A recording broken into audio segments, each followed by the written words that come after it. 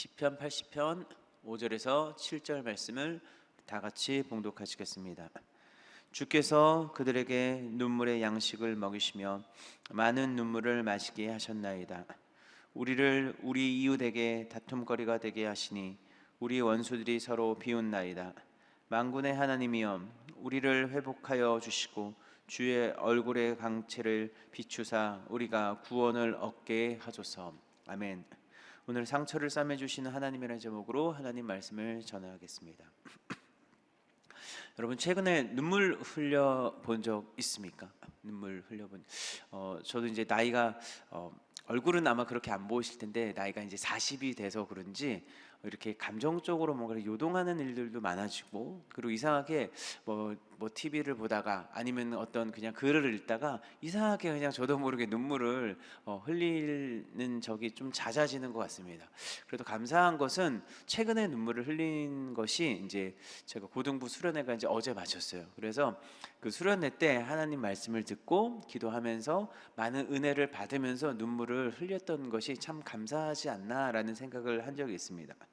사실 나이가 들면서 눈물을 흘리면 주책이라고 얘기를 합니다. 그죠? 우리가 사실 뭐 나이가 들면은 이렇게 눈물을 흘린 것도 보면 왜 이렇게 주책이냐라는 이야기를 많이 사용하기 마련인데, 아이러니하게도 그 남자들은요 나이가 들면은 눈물이 많아진다고 하더라고요. 눈물이 많아지는 이유를 봤더니 남자들은 평소에 이제 일을 하고 이제 사회 활동을 많이 하면서 자연스럽게 어떤 이 자각이 되는 기분들이 수시로 이 변하고 이 사회 활동으로 해서 여러 곳에 분산이 된다고 합니다. 그런데 나이가 들면서 이 남자들이 홀로 있는 시간이 좀 잦아들고 많아지면서 이 몰입하고 변화될 어떤 사회 활동이 아니라 그 외부 요소가 사라지다 보니까 자연스럽게 아무것도 하지 않는 시간들이 많아지고 어떤 홀로 있는 시간들이 많아지면서 자신이 서글프게 되는 감정을 느낀다고 해요. 그래서 이 서글픔 감정이 계속해서 지속되면서 자기도 모르게 눈물이 많아진다고 합니다.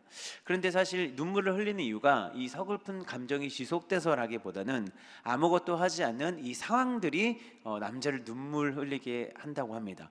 그런데 상당히 재미있는 것은 이 남자들이 그냥 단순히 눈물을 흘리는 것이 아니라 가족이나 지인들, 그리고 가장 가까운 인간관계를 통해서 더욱더 눈물을 흘린다고 하는데, 그 이유가 무엇이냐? 바로 많이 다그침을 받는다고 합니다. 아내라든지 아니면 자녀들에게 어떤 큰 말은 아니지만 조금의 말을 들음으로 말미암아 자신이 조금 더 혼자 있는 것처럼 느껴지고, 자신이 먹은 좀 더 평소보다는 더 이렇게 외로움을 느끼면서 자연스럽게 비참함을 느끼고 사소한 것에 남자들이 많이 눈물을 흘린다고 합니다. 이유는 여유가 없기 때문이죠.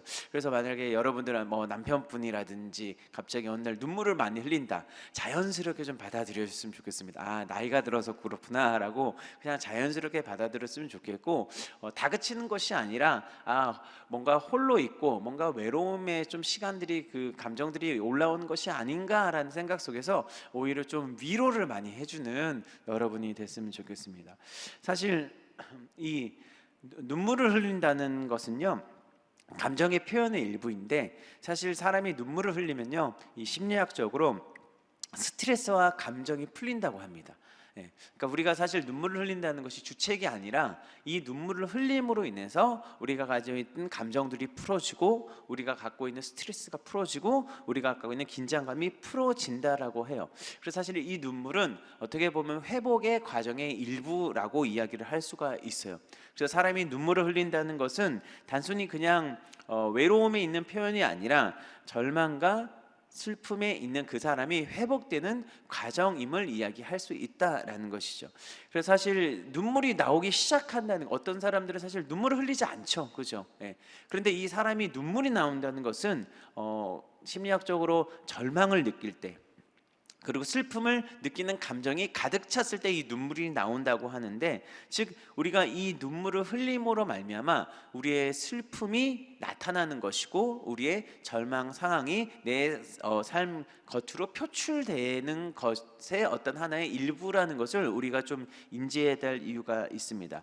오늘 사실 눈물 흘리며 살아가는 사람들이 너무나 많죠, 그죠? 세상이 너무나도 힘들다고 합니다.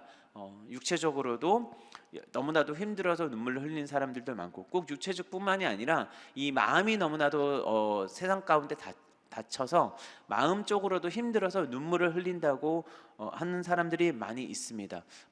제가 요즘에 최근 들은다는 중에 인격 살인이라는 얘기도 있더라고요. 상처로 인해서 단순히 그냥 살인을, 그러니까 육체적 살인만 이야기하는 것이 아니라 이 마음의 깊은 상처로 인해서 인격이 살인된 것 같은 삶을 살아가고 있는 사람들도 오늘날 점점 늘어나는 것이 오늘날의 시대상이 아닌가 싶습니다. 그런데 우리가 기억해야 될 것은, 하나님께서는 우리가 이런 상처와 눈물 가운데 머물러 있지 않길 원하신다라는 것이요. 하나님은 이 눈물과 상처에서 머무는 것이 아니라, 그 상처에서 끝나는 것이 아니라, 하나님께서는 우리에게 날마다 하나님의 생명을 주길 원하시고, 그 모든 상처와 눈물에서 벗어나 주님 주신 참된 은혜 가운데 나아가기를 원하신다라는 것이죠. 요한복음 10장 10절은 우리에게 이렇게 얘기를 하고 있습니다. 도둑이 오는 것은 도둑질하고 죽이고 멸망시키려는 것뿐이요 내가 온 것은 양으로 생명을 얻게 하고 더 풍성히 얻게 하려는 것이니라. 주님께서 이 땅에 오신 이유는 우리가 모든 절망 가운데 슬픔에 있을 때 사단의 공격에서 그 상처 가운데 머물러 있는 것이 아니라, 하나님이 주시는 참된 은혜 가운데 주님 주신 그 생명을 날마다 풍성히 누리길 원하신다라는 사실이죠. 믿으십니까? 그래서 오늘 혹시나 우리 마음 가운데 상처가 있는 분이 있다면, 오늘 하루 눈물로 시작하는 분이 있다면은, 하나님께서는 그 눈물을 통하여 여러분에게 생명 주시길 원한다는 사실을 기억하시길 바랍니다. 믿음으로 나아가시기를 부탁드립니다. 그럼 어떻게 하면 우리에게 있는 이러한 눈물, 상처, 이런 것들이 다시금 회복되어 하나님의 은혜를 경험하는 삶을 살 수 있을까요? 그것은 바로 우리를 향하신 하나님의 계획을 회복해야 한다는 것입니다. 오늘 우리가 읽은 성경 말씀을 보면 눈물을 흘리는 한 사람이 등장을 합니다. 북이스라엘이 아수르에 의하여 멸망을 당할 때, 오늘 성경 말씀은 그것을 목격한 한 시편 기자의 눈물 어린 고백을 볼 수가 있습니다. 나라가 멸망되는 상황을 보면서 눈물을 흘리면서 하나님께 기도하는 것이 바로 오늘 성경 말씀의 시작임을 볼 수가 있습니다. 오늘 5절에 보면 주께서 그들에게 눈물의 양식을 먹이시며 많은 눈물을 마시게 하셨다이다 라고 이야기를 하고 있는데, 즉 이 시편 기자가 너무나도 이 현재 상황이 상처되고 슬퍼서 계속해서 눈물을 흘리고 있는 장면이 오늘 성경을 통해 알 수가 있습니다. 그런데 이 시편 기자가 왜 눈물을 흘리는지 봤더니, 방금 말씀드린 대로 이 이방인들로 인해서 주의 성전이 더럽혀졌기 때문이에요. 주의 성전이 어떤 곳이죠? 하나님을 예배하는 곳입니다. 이스라엘 사람들이 모여서 하나님을 예배하고 하나님을 찬송하는 곳인데, 이곳이 더럽혀졌다는 것은 무엇을 의미하느냐? 바로 하나님께 대한 온전한 예배함이 상실되었다는 것을 이야기를 하고 있어요. 그들이 하나님을 예배하고 싶어도 이방인의 어떤 공격으로 말미암아 이제 온전히 하나님을 예배할 수 있는 이 성전이 사라졌음을 이야기를 하고 있습니다. 또 성경에 보니까 예루살렘이 돌무더기가 됐다고 얘기를 하는데, 그들이 거주하는 백성이 파괴되었다고 얘기를 하는데, 즉 그들의 생활권 자체도 모든 것이 무너졌음을 이야기를 하고 있습니다. 예루살렘이 어떤 곳입니까? 하나님의 사랑을 받는 성이자 바로 다윗 왕조의 본거지였습니다. 그런데 이곳이 모두 다 파괴당하고 이것이 온전히 이방인들로 인해서 더럽힘으로 말미암아 그들이 예배할 곳도 없고 그들이 살아갈 곳도 온전히 사라졌음을 이야기를 하고 있는 것이죠. 그리고 또 하나는 이방인들이 어떻게 했냐? 바로 하나님의 백성을 무참히 살해했음을 볼 수 있습니다. 즉 이 시편 기자가 경험한 것은 완전한 절망입니다. 하나님을 온전히 예배한 영적인 곳도 사라지고, 그리고 자신 살아가고자 하는 삶의 흔적들도 사라지고, 그리고 그것을 두 눈으로 보고 있는 상황이 오늘 이 시편 기자의 눈물을 흘리는 현장임을 알 수가 있습니다. 절망이죠. 그죠? 정말 어느 하나 소망이 느껴지지 않는 그 삶 속에서 살아가고 있는데, 그런데 참 아이러니한 것이 왜 북이스라엘이 그렇게 멸망당했나 봤더니 이것이 바로 하나님의 심판이었다는 거예요. 네.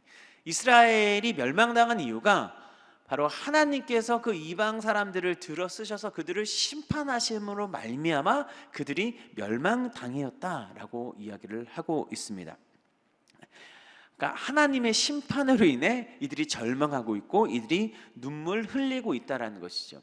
사실 하나님은 우리에게 소망을 주셔야 되시고, 그죠? 하나님은 모든 절망에서 우리를 건져와 주시는 분임에도 불구하고 오늘 성경은 하나님께서 그들을 심판하시고 하나님께서 그들을 눈물 흘리게 했다라고 이야기를 하고 있습니다. 왜 하나님께서 그러한 일들을 행하셨을까요? 그것은 바로 이스라엘 백성이 하나님을 마음에 두기 싫어했기 때문이에요. 하나님께서 원하시는 삶을 살 것이 아니라 그들은 하나님을 배반하고 우상 숭배를 하고, 그리고 하나님께서 원하시는 삶을 살지 않았다라는 것이죠. 하나님께서는 그들을 향한 놀라운 계획이 있었습니다. 하나님은 출애굽기 19장 6절을 보면은 이런 말씀이 있습니다. 너희가 내게 대하여 제사장 나라가 되며 거룩한 백성이 되리라. 너는 이 말을 이스라엘 자손에게 전할지니라. 하나님께서는 이스라엘 백성을 그러니까 출애굽, 그러니까 애굽으로부터 구원하실 때 그들을 향한 원대한 비전이 있었습니다. 그것은 바로 그들이 제사장 나라, 그러니까 하나님의 나라가 되어서 온전히 하나님을 세상 가운데 전하고 야훼 하나님을 세상 가운데 드러내야 할 이유가 있었어요. 즉 이스라엘 백성들의 예배를 통하여, 이스라엘 백성들의 삶을 통하여, 그들의 입술을 통하여 주변에 있는 많은 이방인들이 하나님을 알게 하는 것이 바로 하나님께서 그들을 향한 놀라운 계획이자 뜻이었다라는 것이죠. 그런데 이스라엘 백성들은 그 하나님의 원대하고 놀라운 계획 가운데 걸어가는 것이 아니라 오히려 하나님을 배반하고 하나님을 무시하고 우상 숭배를 하면서 그들이 하나님의 마음에 두기 싫어하고 결국엔 그들은 그것으로 말미암아 하나님의 심판을 받았음을 오늘 성경은 이야기를 하고 있습니다. 즉 이스라엘 백성은 하나님의 계획이 아닌 하나님의 계획으로부터 정반대의 삶을 살고 있었다라는 것을 오늘 성경은 이야기를 하고 있는 것이죠. 그들은 주님을 떠났다는 것이, 그들이 절망한 이유는 그들이 주님을 떠났기 때문이에요. 오늘 우리가 사실 살아가는 상처, 우리가 살아가는 절망의 순간 사실 잘 생각해 봐야 됩니다. 우리는 이 상처와 절망이 때로는 나로 인한 것이라고 생각하지 않을 때가 많이 있어요. 그런데 우리는 잘 돌아봐야 됩니다. 내가 혹시 하나님으로부터 떠나 있지 않는 것인지, 오히려 하나님으로부터 하나님께서 우리를 향한 그 계획 안에서 떠나 있는 것이지 아닌지, 우리의 삶이 혹시나 그 계획에서 벗어나 있다면 지금 겪고 있는 이 절망과 지금 겪고 있는 이 눈물의 순간은 오히려 하나님께서 우리에게 다시금 회복을 위한 하나의 첫걸음이 될 수 있다는 사실을 우리는 기억해야 된다는 사실입니다. 사실 이스라엘이 겪는 이 심판은요, 어찌 보면 심판이 아닙니다. 어찌 보면 절망이 아니라는 것이죠. 왜 그러냐? 하나님께서는 이스라엘 향한 계획이 있었다라는 것이에요. 서두에서 아까 조금 전에 말씀드렸듯이 하나님께서는 이스라엘이 이 이방 땅 가운데 하나님을 온전히 전하고 하나님의 이름을 높이기 위한, 온전히 그들의 예배함을 통한 하나님을 알리기 위한 하나님의 놀라운 계획이 있었다라는 것이죠. 이 계획이 상실되기 시작하니까 하나님께서는 그들을 심판하시고 다시금 그들이 하나님께로 돌아오길 원하셨다라는 사실이죠. 즉 하나님께서 행하신 그들에 향한 심판, 그리고 그들에게 겪은 눈물과 절망은 단순한 하나님의 심판이 아닌 다시금 하나님께로 돌아오기 위한 하나님의 놀라운 시작이었던 것을 우리는 알아야 된다는 것입니다. 즉 다시금 하나님께서 그들에게 향한 놀라운 계획 가운데 그 계획을 이루기 위한 하나님의 놀라운 새로운 시작이었다는 것을 우리는 알아야 한다는 사실입니다. 우리도 하나님께서 우리를 향한 놀라운 계획을 가지고 계십니다. 하나님께서는 이스라엘뿐만이 아니라 예수 그리스도를 믿는 모든 사람들이 하나님의 놀라운 계획 가운데 들어오길 원하시고, 아니 이미 이 계획 가운데 우리를 부르시고 이 계획 가운데 예수를 믿게 하시고 이 하나님의 놀라운 계획 가운데 우리가 살아가길 원하신다라는 사실입니다. 하나님께서 우리를 부르신 계획이 무엇입니까? 사도행전 26장 18절은 이렇게 얘기를 합니다. 그 눈을 뜨게 하여 어둠에서 빛으로 사단의 권세에서 하나님께 돌아오게 하고 죄사함과 나를 믿어 거룩하게 된 무리 가운데서 기업을 얻게 하리라 하더이다. 베드로전서 2장 9절 이렇게 얘기합니다. 그러나 너희는 택하신 족속이요 왕같은 제사장들이요 거룩한 나라요 그의 소유된 백성이니 이는 너희를 어두운 데서 불러내어 그의 기이한 빛에 들어가게 하시니 아름다운 덕을 선포하게 하려 하심이라. 아멘.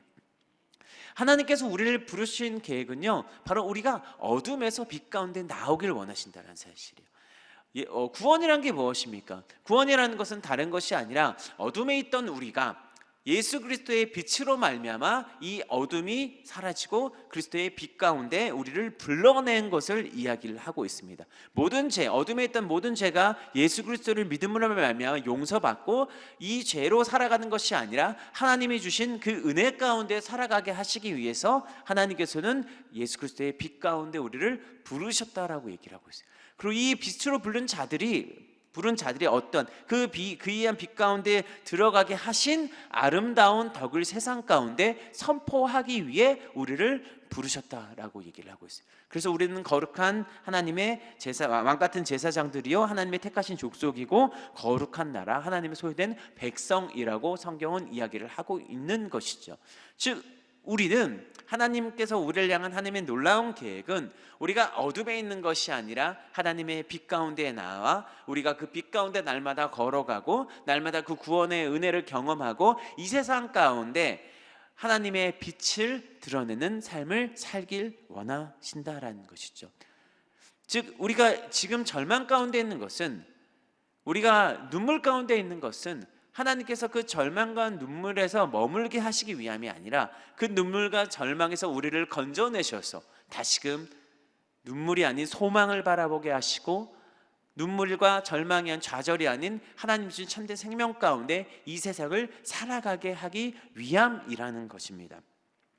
그럼 어떻게 하면 우리가 하나님께서 원하시는 이 온전한 계획이 우리 삶 가운데 회복될 수 있을까요?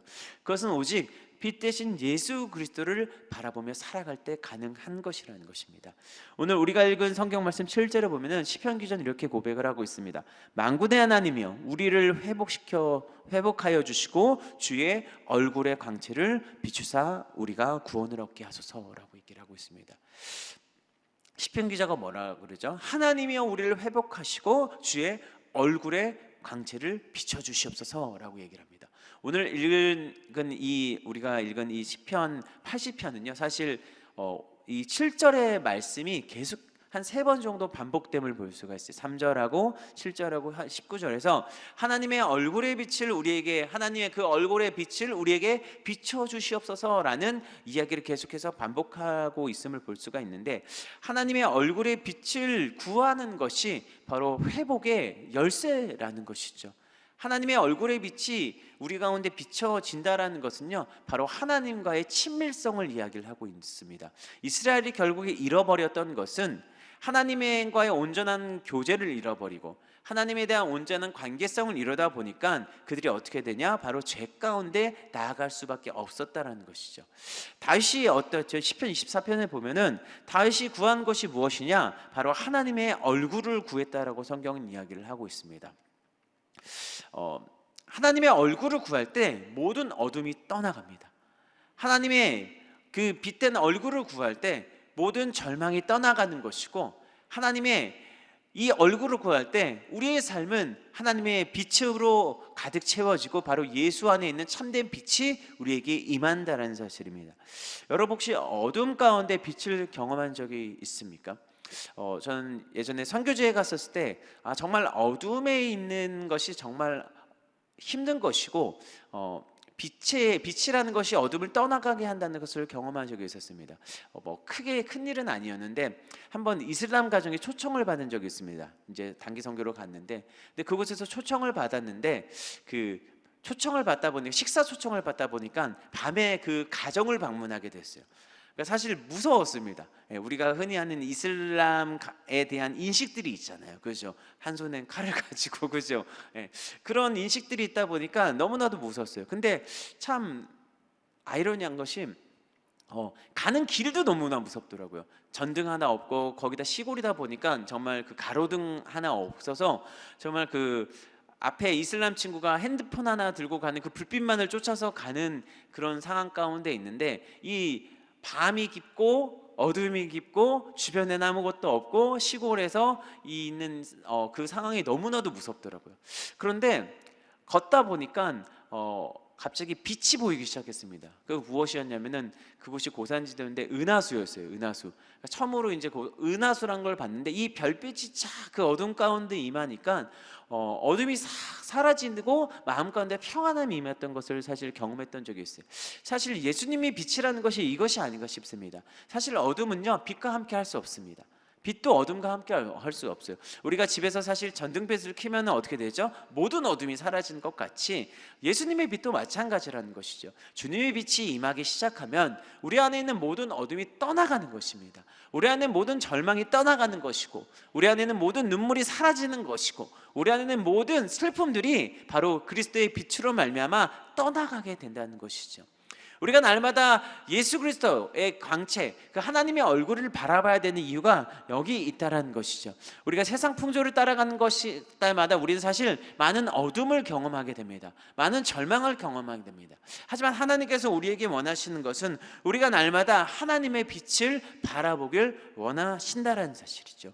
우리가 그 빛을 바라볼 때 우리 안에 있는 모든 절망들이 떠나가고, 바로 우리는 날마다 하나님께서 주신 참된 생명과 그 은혜 가운데 살아갈 수 있다라는 것입니다. 말씀을 맺겠습니다. 여러분, 혹시 삶 가운데 눈물을 흘리고 계신가요?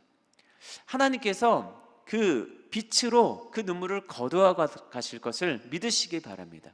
지금 내가 절망과 많은 눈물, 어느 한 사람에게 이야기할 수 없는 그 눈물 가운데 있더라도, 여러분, 우리가 해야 될 것은 무엇이냐? 빛이신 주님을 바라봐야 한다는 것입니다. 모든 절망을 이기게 하시는, 모든 어둠에서 우리를 건지시는 주님을 바라봐야 한다는 것입니다.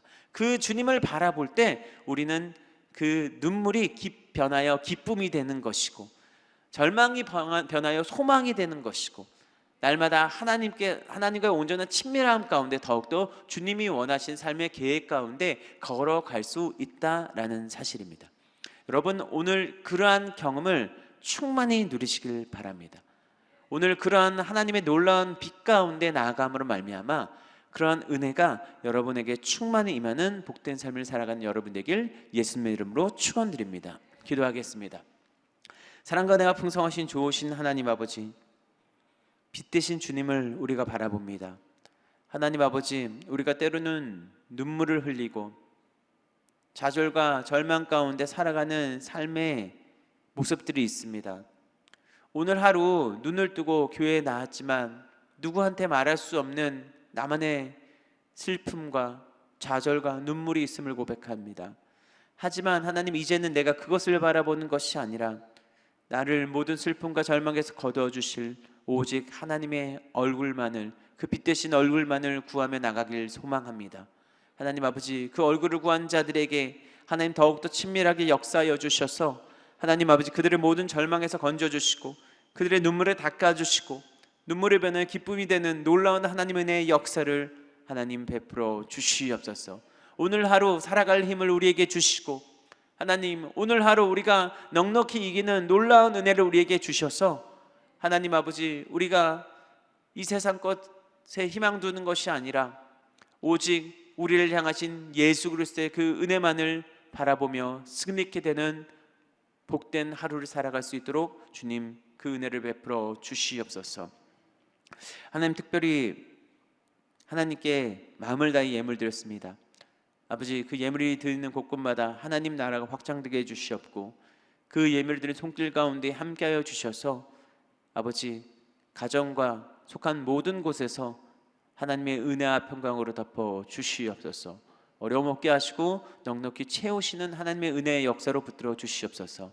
우리가 오늘 하루 오직 주님만을 바라봄으로, 빛 대신 주님만을 바라보면 말미암아 우리를 넉넉하게 승리케 하실 줄 믿사오며 살아계신 예수님의 이름으로 기도드립니다. 아멘. 하늘에 계신 우리 아버지여, 이름이 거룩히 여김을 받으시오며 나라가 임하시오며 뜻이 하늘에서 이루어진 것 같이 땅에서도 이루어지이다. 오늘 우리에게 일용할 양식을 주시옵고 우리가 우리에게 죄진 자를 사하여 준 것 같이 우리의 죄를 사하여 주시옵고 우리를 시험에 들게 하지 마시옵고 다만 악에서 구하시옵소서. 나라와 권세와 영광이 아버지께 영원히 있사옵나이다. 아멘. 할렐루야. 하나님께 감사의 박수 드리겠습니다.